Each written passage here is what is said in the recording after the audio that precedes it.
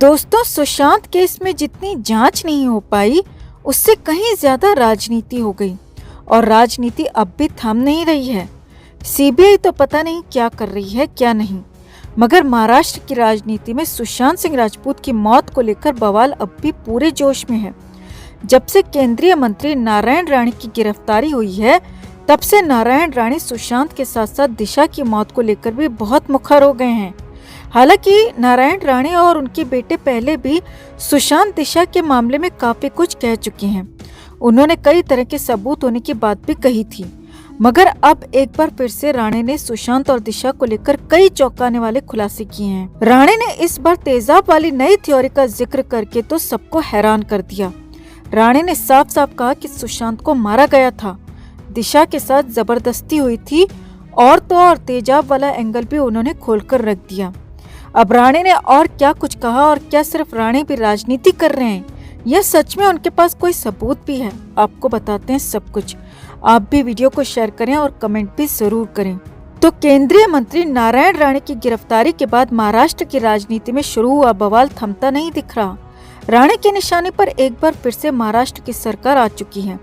गिरफ्तारी के बाद से तिलमिलाए राणे ने एक बार फिर से सुशांत सिंह राजपूत और दिशा सालियान की बंद फाइलों को खोलने का जज्बा दिखाया है और साफ कहा है कि सुशांत दिशा की मौत का सच जानने के लिए घर में बैठकर काम नहीं होगा बल्कि सड़क पर उतरना पड़ेगा। प्रेस कॉन्फ्रेंस से मुखातिब हुए राणे ने कहा, मैं पहले से कहता आया हूं कि मेरे पास कई तरह के सबूत हैं और मैं इन सबूतों को सही वक्त पर सही व्यक्ति को दूंगा ताकि सुशांत और दिशा को इंसाफ मिल सके। राणे ने कहा, अगर मैं पहले से सबूत सबके सामने लाकर दूंगा तो गुनहगार उससे बचने के तरीके भी ढूंढ लेंगे। इसीलिए मैं कोर्ट में जाऊंगा और सुशांत और दिशा के लिए जो सबूत मेरे पास हैं वो कोर्ट को भी सौंपूंगा। अब आगे सुनिए राणे ने क्या कहा। तो राणे बोले, मैं पहले दिन से कहता आया हूँ कि सुशांत सिंह राजपूत ने खुद को नहीं मारा बल्कि उसे पहले मारा गया और फिर फंदे का नाटक किया गया ताकि सबको लगे कि सुशांत ने खुद ही खुद को खत्म कर लिया, जबकि ये पूरी तरह से मर्डर है। राणे ने आगे कहा, दिशा सालियान बहुत इनोसेंट लड़की थी, उसके साथ गुनहगारों ने पहले जबरदस्ती की और फिर उसे भी मार दिया और उसकी मौत को भी सुसाइड का नाम दे दिया। राणे ने जोर देते हुए कहा, सुशांत और दिशा ने सुसाइड नहीं किया बल्कि दोनों को प्लानिंग के तहत मारा गया था। अब आगे सुनिए राणे ने और क्या कहा। तो राणे बोले, अब मैं ऐसी बात बताने जा रहा हूँ जिससे महाराष्ट्र की सरकार की जड़ें हिल जाएंगी, क्योंकि मैं अब तेजाब के बारे में कुछ ऐसा बताने जा रहा हूँ। राणे ने कहा, मुझे अच्छी तरह पता है कि किसने किस पर तेजाब से हमला करवाने की साजिश भी रची थी। मैं सब जानता हूँ और मेरे पास तेजाब के हमले के भी सबूत हैं। अब राणे ने यहाँ स्पष्ट नहीं किया कि वो किस तेजाब के हमले की बात कर रहे हैं। क्या उसका लिंक सुशांत या दिशा केस से है या फिर ये कोई अलग ही मामला है, क्योंकि यहाँ राणे ने ना तो किसी का नाम लिया और ना ही इस पर खुलकर बोले। बस इतना ही कहा, मुझे सब पता है किसने किससे तेजाब फेंकने के लिए कहा था। समाचार एजेंसी ANI के मुताबिक राणे ने कहा, मैंने कुछ गलत नहीं किया, वो लोग सत्ता में बैठकर बस मजे ले रहे हैं और इसी मजे में मुझे गिरफ्तार कर लिया गया। महाराष्ट्र कोरोना मामले में नंबर 1 पर है पर कोई एक्शन नहीं लिया गया। सुशांत सिंह राजपूत की हत्या हुई, दिशा सालियान को रेप के बाद मारा गया, तेजाब फेंकने को कहा जाता है, आरोपी अब भी खुलेआम घूम रहे हैं। रिपोर्ट के अनुसार राणे ने आगे कहा, सुशांत और दिशा की मौत से जुड़ा केस अभी खत्म नहीं हुआ है, मैं अभी इसे खत्म नहीं होने दूंगा। हमें रचनात्मक काम करना होगा, घर में बैठकर काम नहीं चलेगा, अब सड़क पर उतरने का वक्त आ गया है। राणे ने आगे कहा, पुराने मामले खोदे जाएंगे तो मैं भी चुप नहीं रहूंगा और अब सबूतों के साथ सामने आऊंगा।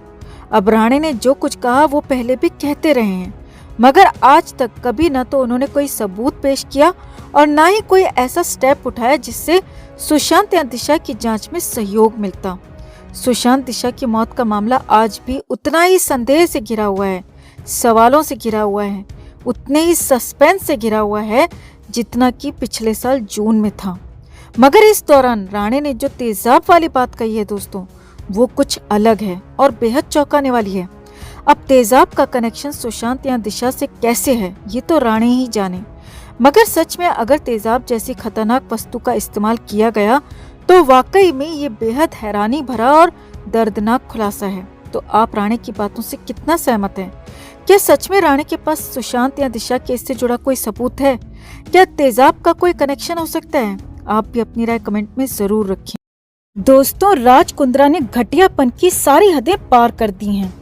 हर रोज उनको लेकर एक के बाद एक खुलासे हो रहे हैं और इसी के साथ हर दिन उनके लिए लोगों की नफरत बढ़ती जा रही है। आज हम आपको कुछ ऐसा बताने जा रहे हैं जो आपके रोंगटे खड़े कर देगा। जी हाँ, दरअसल बात यह है कि इस बार उनकी कंपनी में काम करने वाले 4 प्रोड्यूसर्स के चलते पूछताछ से उन्हें गुजरना पड़ सकता है, जिससे राज कुंद्रा की मुश्किलें बढ़ना लाजमी है।